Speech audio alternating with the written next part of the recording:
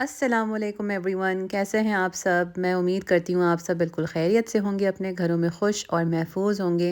अल्लाह ताला आप सब की तकलीफ़ें परेशानियाँ दूर करें, आमीन सुम्मा आमीन। तो आइए चलिए आज का व्लॉग शुरू करते हैं। मैंने सोचा कि काफ़ी व्लॉग्स हो गए हैं मगर मैंने अब तक अपनी एक प्रॉपर रूटीन नहीं शेयर करी। तो चलिए मैं आप लोगों से अपनी रूटीन शेयर करती हूँ, एक टिपिकल फ्राइडे की। इस वक्त तकरीबन पौने 9 हो रहे थे और मैंने अपनी बेटी को ड्रॉप कर दिया था।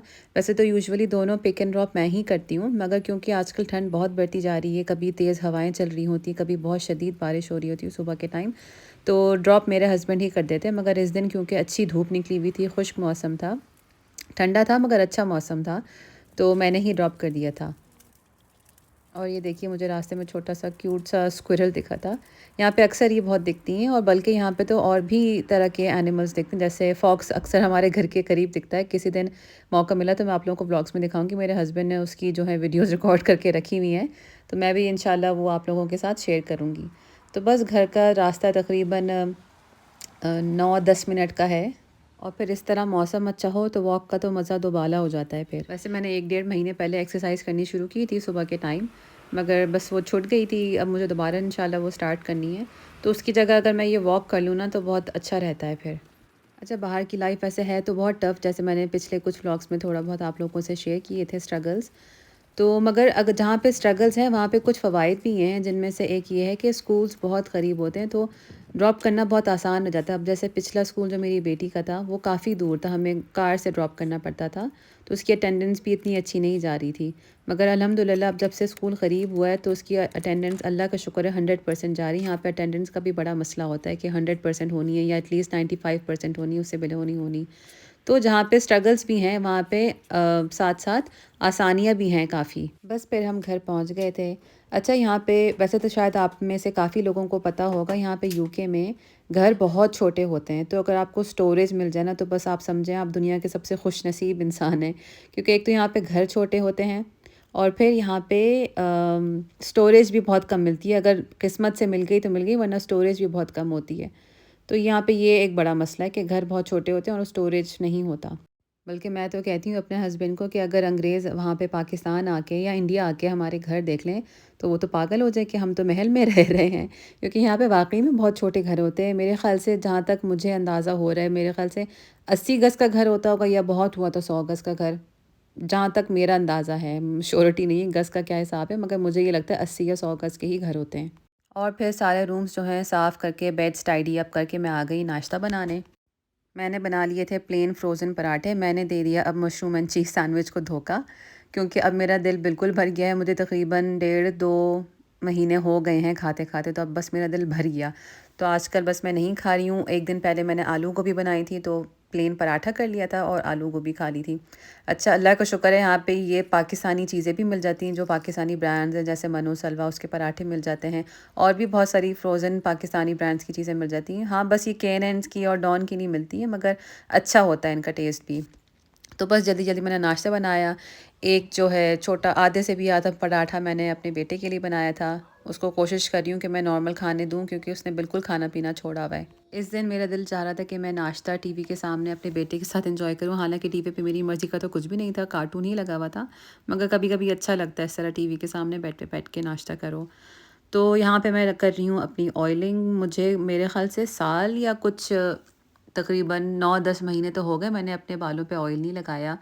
ख़ैर मैं ख़ुद से तो कभी भी नहीं लगाती थी, शादी से पहले अम्मी ही लगाती थी और शादी के बाद हार्डली मैंने समझे साल में 1 या 2 दफ़ा ही लगाती हूँ।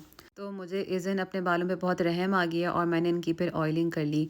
असल में मौसम भी इतना यहाँ पे ऑलरेडी वैसे ही बहुत ड्राई रहता है और फिर सर्दियों में तो वैसे ही बहुत डैंड्रफ हो जाती है।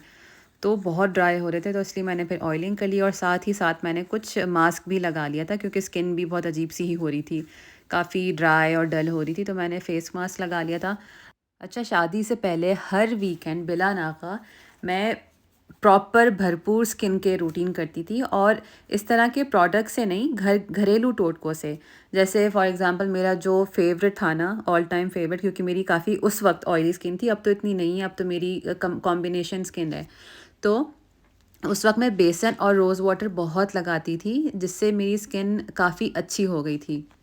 और उसके अलावा क्या करती थी मैं, ओट्स होते हैं वो लगा लिया करती थी दूध के साथ, या फिर सूजी का मास्क बना के। तो ये चीज़ें बहुत बहुत अच्छी रहती हैं। मुझे तो लगता है इन प्रोडक्ट से ज़्यादा अच्छी जो नेचुरल चीज़ें हैं वो आपकी स्किन पे ज़्यादा इफ़ेक्टिव होती हैं और ज़्यादा ग्लो देती है बजाय कि इन प्रोडक्ट से।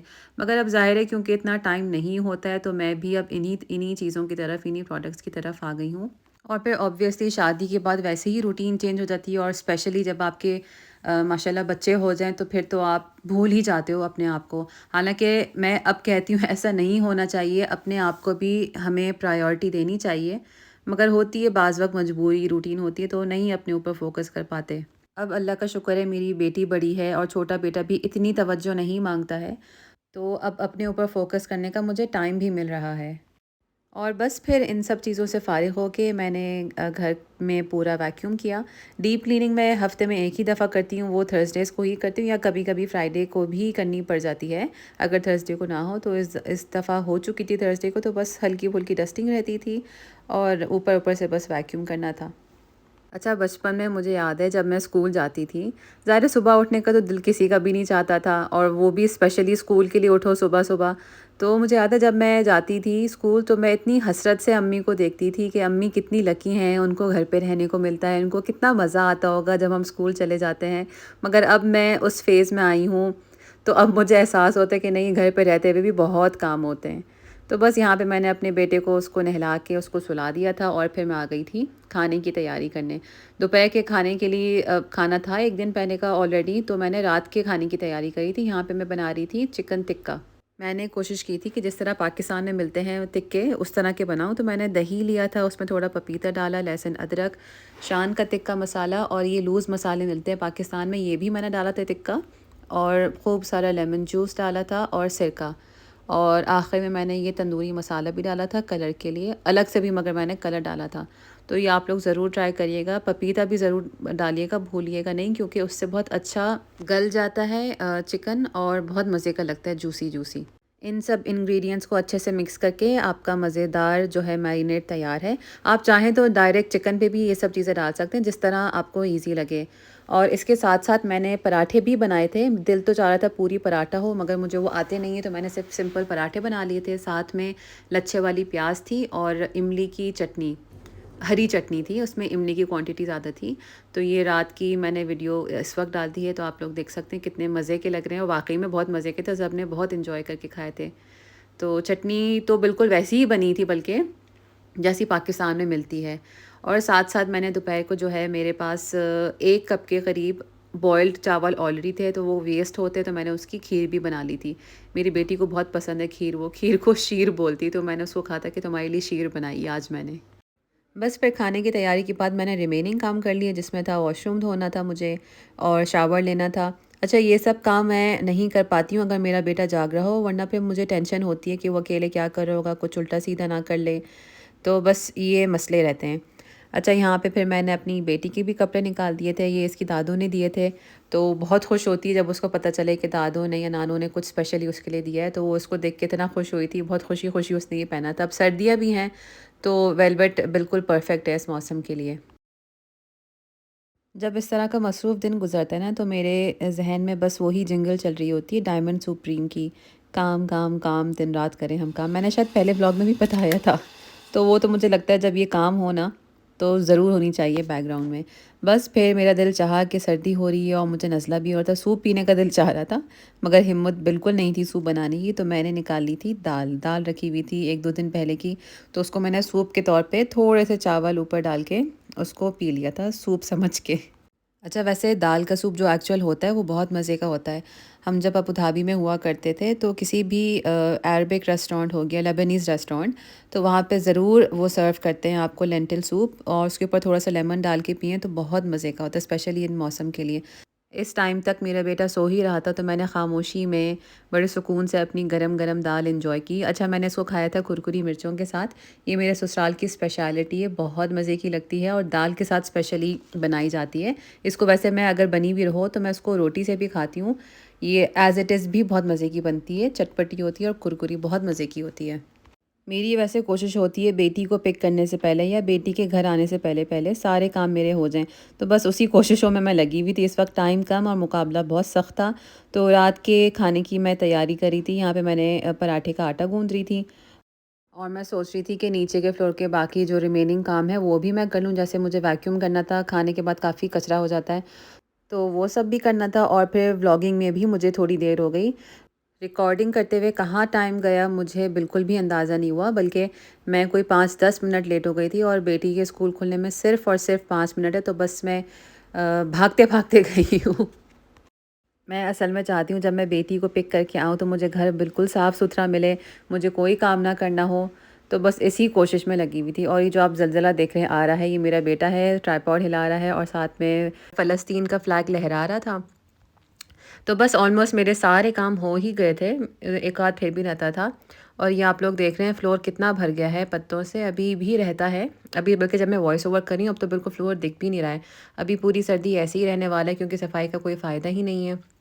जहाँ सफाई करोगे तो फिर से गंदा हो जाना है। हाँ, जब ज़ाहिर है जब पूरे पत्ते झड़ जाएँगे तो फिर एक दफ़ा आखिर में फिर शायद हम सफाई कर लें, मगर सफाई भी कैसे करें, बारिशें इतनी हो रही हैं। तो यहाँ पे मेरे काम हो गए थे फाइनली। और फिर बस जल्दी-जल्दी में रेडी हुई, बेटे को स्ट्रोलर में बिठाया। ये भी एक जंग ही चल रही होती है, ऐसे नहीं बैठना, बेल्ट नहीं बाँधनी, जैकेट नहीं पहननी, ब्लैंकेट नहीं ओढ़ना, ये सब लगा रहता है। और यहाँ पे तो सर्दियों में निकलना भी एक बहुत बड़ा टास्क होता है। बच्चों को मतलब मेक श्योर करना पड़ता है कि अच्छे से कवर्ड हो, सर कवर्ड हो और जैकेट पहननी, और फिर ख़ुद को अपने आप को रेडी करो क्योंकि बहुत ठंड होती है। और फिर साथ-साथ सर्दियों में अगर तेज़ हवा चले तो बस एहतियात ही करनी होती है कि अच्छे से कवर्ड हों। तो बस यहाँ पे हम फिर निकल गए थे। और सर्दियों में तो इत्तेफ़ाक ही होता है कि यहाँ पे इतना क्लियर आसमान हो, वरना तो हर वक्त बारिश होती है। और ये पहुँच गए थे हम लोग स्कूल। क्या वेट क्या लिख रहा है? Four values. Very nice. चले फिर पीछे रख कर देखें। मेरा हाथ था चल गए। जल्दी रखो। मैंने ऑरेंजेस तो बस 2 खाई थे, बस 2। अच्छा, घर जाके फिनिश करना। ठीक है। और ये मेरी बेटी यहाँ पे पहले से क्लैरिफिकेशन दे रही है कि मैंने ऑरेंजेस नहीं फ़िनिश किए। मैं साथ साथ इसको फ्रूट्स भी देती हूँ, वैसे पहले बहुत शौक से खाती थी ये फ्रूट्स और स्पेशली ऑरेंज इसका फेवरेट था, मगर अब पता नहीं क्या हो गया, आजकल खा ही नहीं रही है बिल्कुल। मुझे बॉनफायर नाइट करना है। अच्छा, प्लीज कर सकते हैं फायर? किधर किधर? स्कूल में? घर पे? घर अच्छा ठीक है। कर सकते हैं। आपको आता है बॉन फायर करना? हमने देखा था एक वीडियो कैसे करना है। We need a bucket of water and a bucket of mud. हाँ। और And we need fireworks. तो आप बाय कर सकते हैं एलजी से। कहाँ से? एलजी से बाय कर सकते हैं फायर बॉम्ब। फायरवर्क्स। जब फायरवर्क्स हमने ले लिए, खाने में क्या होगा? दाल चावल। तो सारे रास्ते बस माशाल्लाह ये बातें करते हुए ही आ रही होती हैं, क्या पढ़ा, क्या नया सीखा। अभी जैसे ये बता रही थी कि उसको बॉन फायर करना है, सुना होगा इसने कहीं स्कूल में, तो उसकी भी सॉल्यूशंस बता रही हैं कि कहाँ से क्या सामान मिल जाएगा, एलडी से आपको फायरवर्क्स का सामान मिल जाएगा। बच्चों की बस यही बातें होती हैं मज़े मज़े की, जो हंसाती हैं कि इतनी सी छोटी सी एज में सब समझ है इन लोगों को कि कहाँ पे क्या मौजूद है। बस यहाँ पे हम फिर पहुँच गए थे घर, और यही थी मेरी आज की रूटीन। शाम को बस हम यही करते हैं कि अगर वीकेंड होता है तो बच्चे अपना खेल रहे होते हैं, वरना तो इस टाइम खाने के बाद ये लोग होमवर्क ही कर रहे होते हैं। तो चलिए आज का व्लॉग फिर मैं यहीं पे एंड करती हूँ। उम्मीद करती हूँ आपको ये व्लॉग अच्छा लगा होगा, और अगर आप नए हैं मेरे चैनल पे तो प्लीज़ सब्सक्राइब करना ना भूलिएगा। टेक केयर एंड अल्लाह हाफिज़।